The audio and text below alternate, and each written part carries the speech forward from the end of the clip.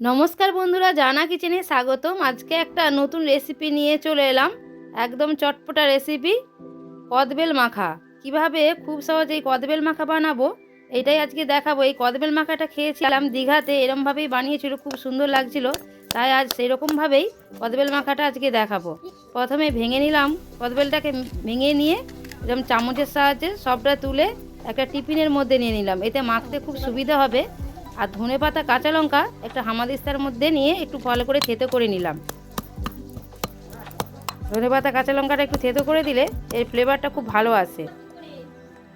ধনেপাতা কাঁচা লঙ্কা থেতো দিয়ে দিলাম। দিয়ে দিলাম একটু গুড়, সাদা লবণ, বিট লবণ, চাট মশলা,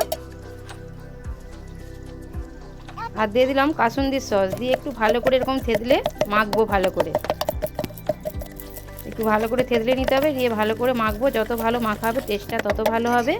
দিয়ে দিলাম এবার গুঁড়ো লঙ্কা আর সরষের তেল, দিয়ে আর একটু ভালো করে মাখা মাখা করে নেবো। এরকমভাবে খুব সহজেই আপনারাও বানাতে পারেন। যদি ভালো লেগে থাকে লাইক, কমেন্ট, শেয়ার, সাবস্ক্রাইব করে দেবেন। কদবেলটা পুরোটা এরকম ওর যে খোলাটার মধ্যেই তুলে নিলাম। খোলার মধ্যে কদবেলটা খেলে ভালো টেস্টটা লাগে আরও। এবার ওপর থেকে একটু ধনেপাতা কুচি দিয়ে পরিবেশন করে দিলাম। নমস্কার বন্ধুরা।